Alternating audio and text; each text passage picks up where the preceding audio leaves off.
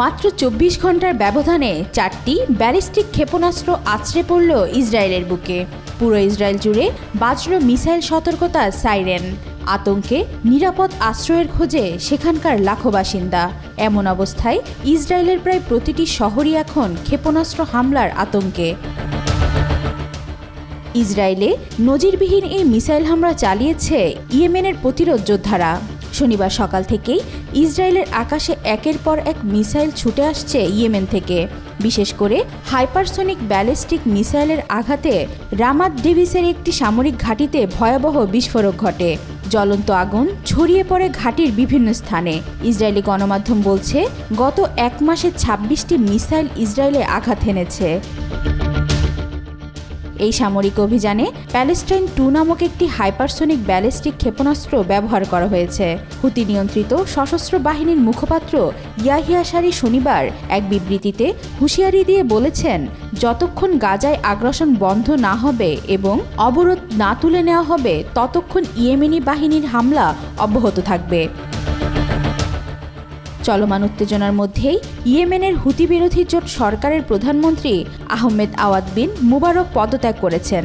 রাজনৈতিক দ্বন্দ্ব, সরকারি সংস্থাগুলোর সংস্কারে ব্যর্থতা এবং জনগণের মধ্যে ক্রমবর্ধমান অসন্তোষের মুখে শনিবার তিনি পদত্যাগের ঘোষণা দেন। এটি দেশটির চলমান সংকটকে আরও জটিল করে তুলেছে। দেশটিতে এই পদত্যাগ নিয়ে মিশ্র প্রতিক্রিয়া দেখা গেছে। কেউ কেউ সরকারের ব্যর্থতার প্রতীক হিসেবে এটিকে দেখছেন, আবার কেউ কেউ নতুন নেতৃত্বের আশা প্রকাশ করছেন।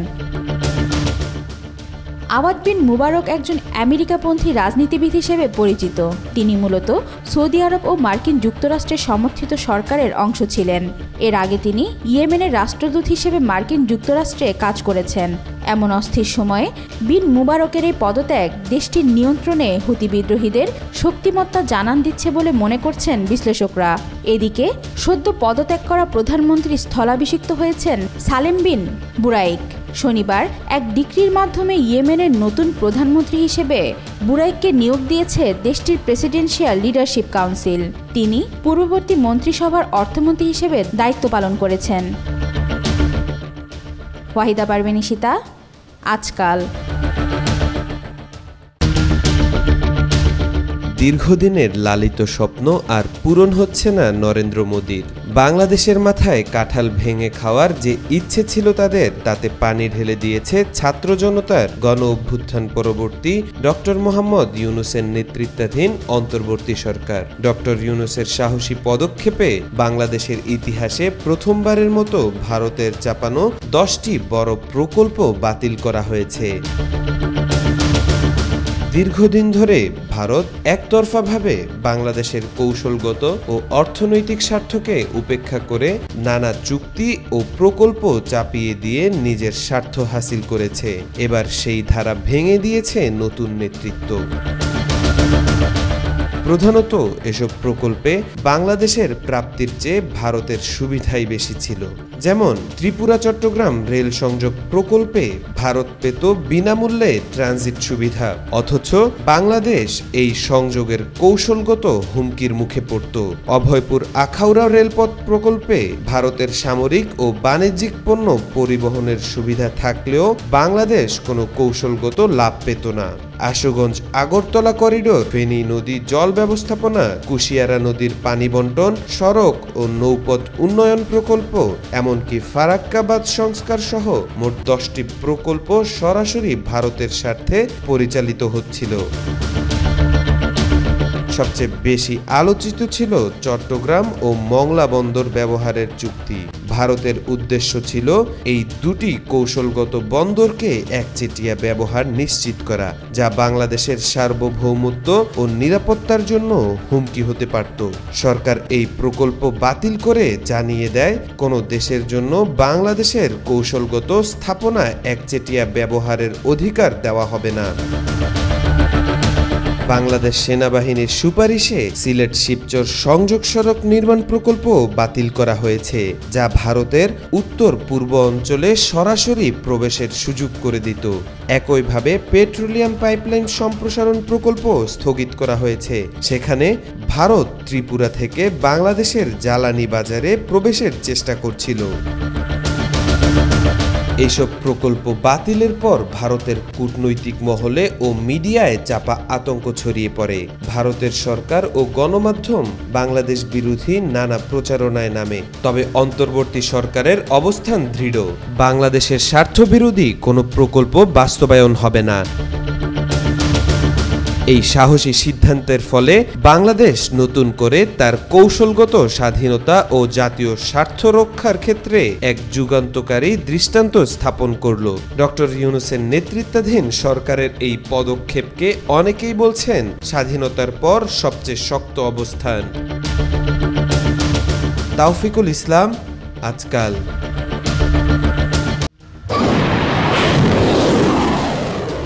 ভারত শাসিত কাশ্মীরে গত মাসে এক মারাত্মক হামলার ঘটনায় দিল্লির সঙ্গে তীব্র উত্তেজনার মধ্যে ব্যালিস্টিক ক্ষেপণাস্ত্রের পরীক্ষা চালালো পাকিস্তান।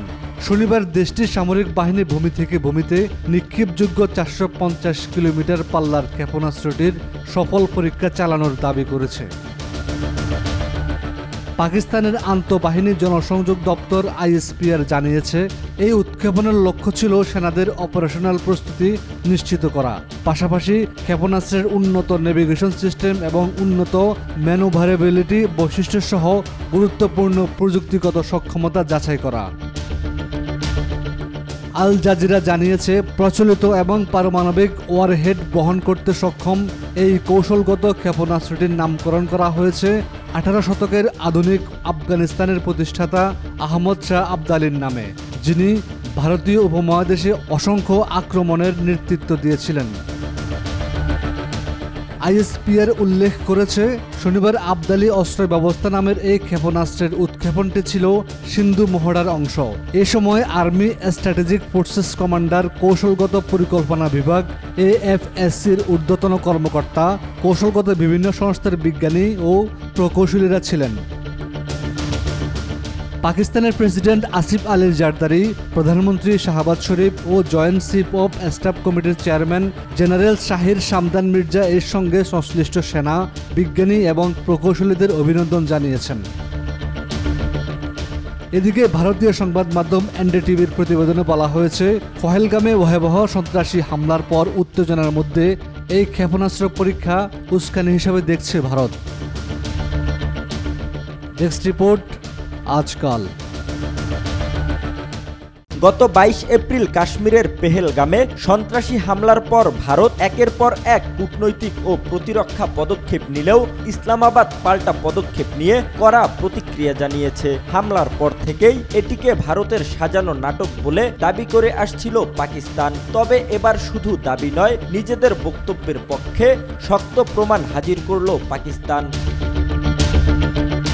পেহেলগামের হামলার পেছনে পাকিস্তান নয়, বরং এই হামলা ঘটানো হয়েছে ভারতীয় গোয়েন্দা সংস্থা র-এর নির্দেশনায়। সম্প্রতি টেলিগ্রামে ফাঁস হওয়া এক গোপন নথির বরাত দিয়ে চাঞ্চল্যকর এ দাবি করেছে পাকিস্তানের বিভিন্ন সংবাদ মাধ্যম। গোপন নথির বরাতে প্রকাশিত প্রতিবেদনগুলোতে বলা হয়েছে, পেহেলগামের ওই ঘটনাটিকে অমুসলিম জনগোষ্ঠীকে লক্ষ্য করে চালানো হামলা বলে প্রচার চালানোর সুস্পষ্ট নির্দেশ দেয়া হয়েছিল। এতে আরও দাবি করা হয়, হামলার বিষয়টি তুলে ধরতে সেখানে আগে থেকেই ভারতীয় মিডিয়াকে অবস্থান নিতে বলা হয়েছিল।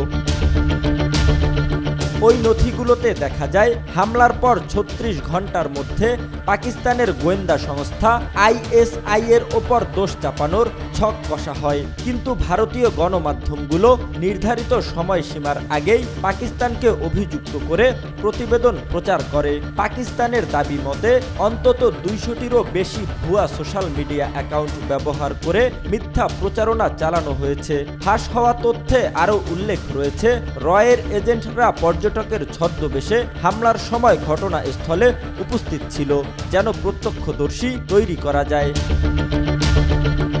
এছাড়াও হামলার প্রতিক্রিয়ায় সিন্ধু পানি চুক্তি বাতিল, নকল AI ফেক উইটনেস বানানো ও ঝাপসা ভিডিও তৈরি করে ছড়িয়ে দেওয়া এসবই ছিল পরিকল্পনার অংশ।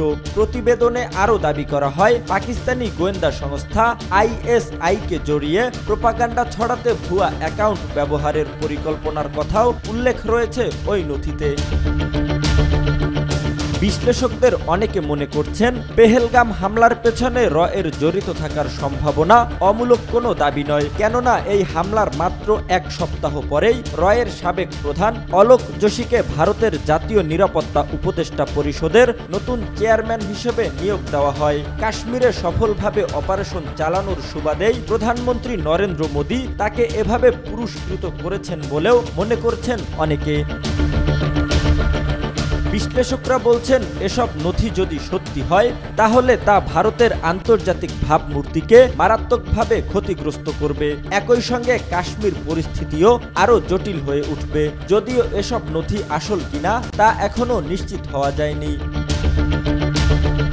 জহিরুল ইসলাম, আজকাল।